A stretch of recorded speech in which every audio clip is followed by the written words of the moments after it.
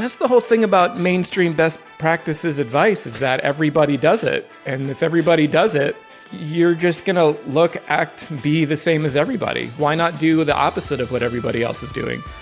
Hello and welcome back to Indie Bites, the podcast where I bring you stories of fellow indie hackers in 15 minutes or less.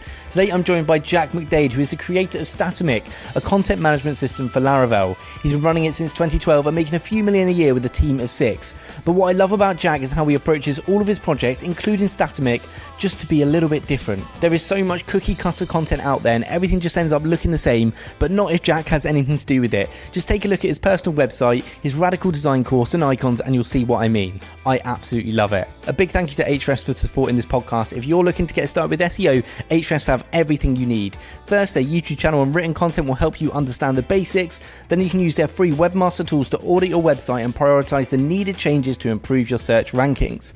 And then when you start to see the fruits of your SEO labor, you can upgrade to Ahrefs' more advanced tools to build a traffic powerhouse like V.io. To get started, head to ahrefs.com/AWT, that's ahrefs.com, or hit the link in the show notes. Now, there is an extended version of this chat with Jack available on the Indie Bites membership, where we cover so much more about Jack's unique approach to bootstrapping. I'll pop a link in the show notes where you can sign up for that for $60 a year. Let's get into this chat with Jack McDade. Jack, I love all your stuff. Welcome to the show.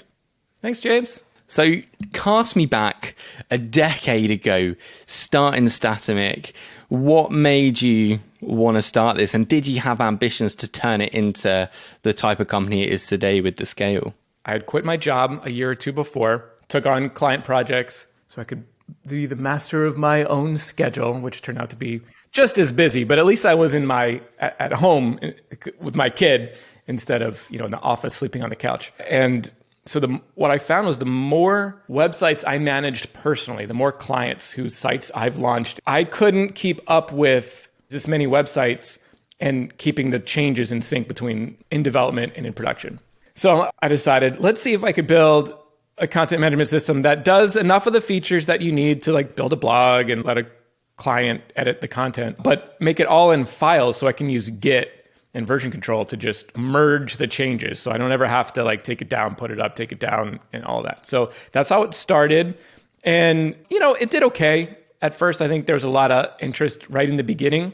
And after a couple years, brought a partner on and just kept trying, just kept pushing it. Decided you can either execute really, really well or just hope you get lucky. Let's just keep executing.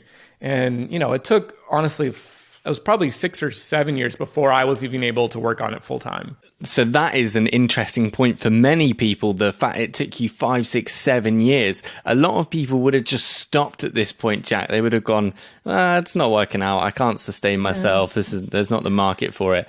What made you keep pushing through with it? Stupidity, probably. I think a real lack of intelligence would have been towards the top of the list. A lot of people would say look, that's just I'm not going to do that for 6 years. And, if you told me it would take 6 years, I also probably wouldn't have done it. However, in hindsight, I'm so glad I did. Being on the other side of that hurdle, whether it's 2 months, 2 years, 2 decades, being on the part of the timeline where I can take a day, a week, or a month if I need to. I can, I don't have to scramble at the end of, every 2-week period to make payroll and that kind of stuff. It is an unbelievably blessed place to be. So it always takes longer than you think. If you think you're just going to be one of the 3 people who manage to launch something and have it explode the next day, it almost never happens. The normal story is it takes a while. You got to give it some love. You got to really focus on your customers. And the only shortcut to that is not a guarantee. It's to get investors and pour gasoline on the fire and hope that you catch something. And we see those companies burn to the ground over and over and over again. What would you have done differently? I probably would have waited longer before launching and then tried to save up more money so that I could have more of a runway where at least for 3 months I can work on it full time, instead of I launch and immediately had to go back to, building another website. It's a curious approach, waiting longer. I think it goes against popular advice now, which is ship quickly, launch your MVP, get it out there, get it validated. And if it's not validated, move on, scrap the idea, which is very different to... That's the whole thing about mainstream best practices advice is that everybody does it. And if everybody does it, you're just going to look, act, be the same as everybody. Why not do the opposite of what everybody else is doing? Or even better than the opposite, split the difference and then go in a weird cross angle, like from looking at your stuff, this is exactly what you do. You embody it. You don't just talk about this. You don't just believe it. You genuinely do it with all of your stuff. So on the point of being different, how can people actually do this? Take design, for example. How do people think differently and go against what they see? Because it's so easy to just see a Stripe landing page and go, yeah, I'll just do that. Well, you have to see this Stripe landing page and say, I'm literally not going to do that. I think when you strategically want to be different, you go look at all your competitors, you see what they're doing, you sort of absorb the median, average of all of them. And then you go, screw that, never look at them ever again, and just do something crazy different. And just pick an aesthetic and a style just out of the air. To some degree, it doesn't even matter what it is. It just helps if you like it because you'll have more fun with it, right? So maybe you love, tiki bars. So if you had a project management app that was a tiki bar theme with little Polynesian drinks and dancers and bamboo, I'd remember that compared to every other project management tool that looks exactly the same and speaks exactly the same. Yeah. Well, how do people who want to go do stuff differently avoid it not being terrible? Because if I look to Stripe, I'm going to do the opposite of that.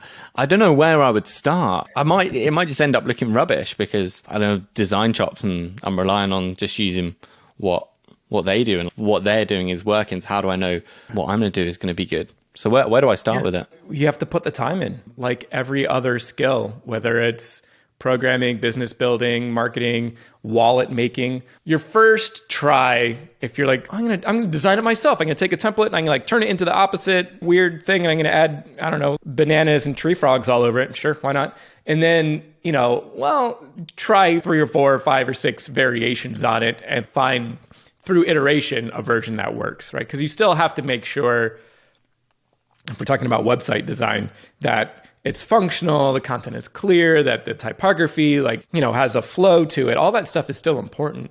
But I think you can break almost every single rule, except accessibility is probably one you want to stick with. Yeah. And as founders, right, we have the ability to be able to do fun, creative stuff. So why would you just stick to what everyone else does? And one of my favorite things about, especially my wallet brand, because it's a consumer brand, I can just do literally whatever I want with it and just have fun. I can write outrageous copy. I bought a print ad. It doesn't have to work, right? Because especially with wallets, you can only make so many, right? If you got the whole world to buy one, you'd be in a world of trouble. So you can afford to say no to 99.99% of the population and still turn it into a business that makes money. Jack, I want to talk about your course, Radical Design. When I came across this in February 2020, when you launched the landing page, I was like, this is amazing. I can't wait to see what Jack does. And it's been a few years. It's still yet to be released. Do you have a plan for when you might put it out? And can you give us a teaser of what is going to be in that course for people?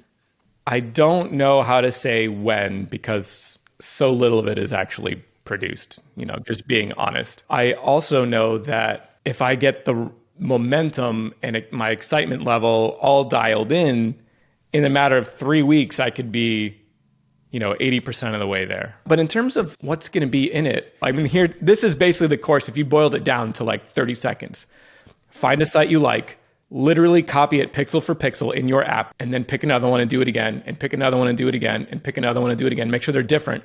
And then go back to that first one and change it, change the fonts, change the colors, and just iterate on that. And now make something new. I can't make you do that. You probably oh God, that sounds like a lot of work. But if I can trick you into doing that, one little tiny step at a time, 1 hour a day for a month or whatever, there's a good chance the light bulb will go off. You'll realize it never gets easier. You just get better. And B, you have to do it if you want to be a designer or you want to get good at design, you have to design stuff. You can't just think about design and look at design and read about design. You have to put your hand on the mouse and create text boxes and shapes and drop JPEGs onto whatever. You have to do the thing to get better at the thing. I agree. Are there any sites out there that you think are worth going and have a look at and being inspired by?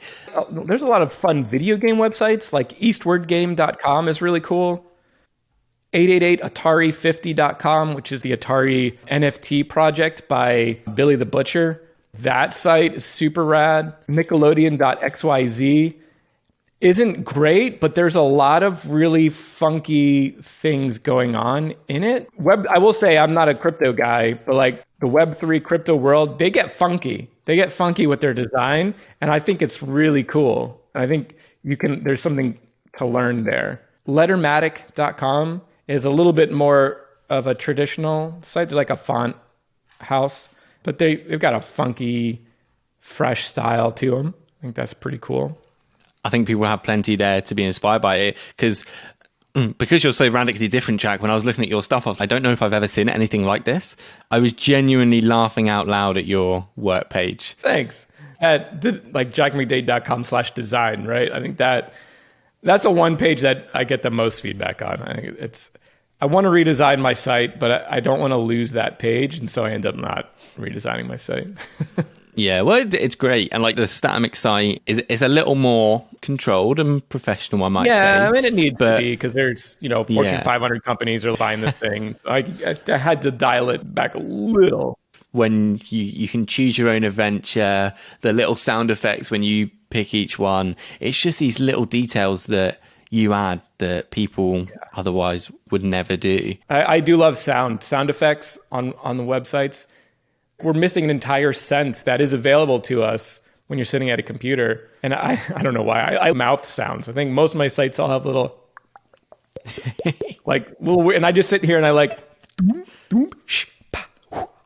like a little Foley studio. And I'm like, ooh, that one was funky. That was a nice little insight into your process. Yeah. Also, it's really hard to find sound effects. So if you just make them with your mouth, I think it's cheap.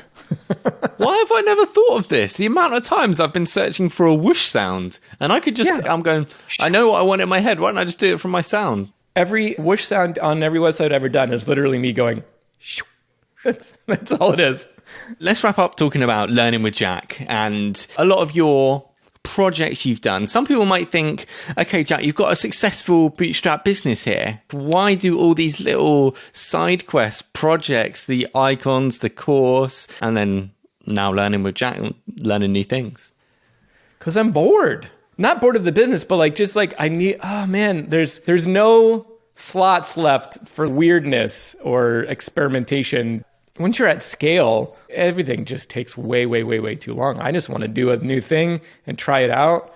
And ultimately, if I can bring more eyeballs, and I hate promoting myself because I don't want internet fame or anything like that. I really don't care. But I think the Jack McDade brand can generate eyeballs. And then, what else has he done? Oh, Statamic, cool. It is kind of a long tail back to my core product. And so maybe that's just me justifying spending time vlogging or whatever. But you found my brother's site and you found my site and then you found that, Statamic and Radical Design. I got you there. I put my web out there, whatever. And you danced into my thread and you found a thing that maybe you would have given me some dollars on if I ever get this course done, maybe. And I also think Statamic surely does benefit from you being able to fulfill your creativity somewhere, because if you didn't, I'm sure your work on Statamic would suffer because you wouldn't have that outlet for it. So not only does it help from a practical sense of people might find Statamic through my personal stuff, but also for you personally and your productivity and output and responsibilities with Statamic benefit from this other work that you do. Talk to me about some of the things you have tried with Learn with Jack, things that you do want to do, ideas for the YouTube channel. All right. I've never said this in public. So here you're getting an exclusive scoop here. The ultimate goal for Learning with Jack was I wanted to start a movie studio or a film studio where I want to actually just make. I want to bring Nickelodeon back. That's my real goal. I wish Nickelodeon was still a thing and there was like fun, relatively clean content that everybody can just enjoy and just no rules. I end every episode on 3 recommendations: a book, a podcast, and an indie hacker entrepreneur you're inspired by. Okay, let's see. Book, Steal Like an Artist by Austin Kleon. This is so good, right? This is the whole copy till you make it your own.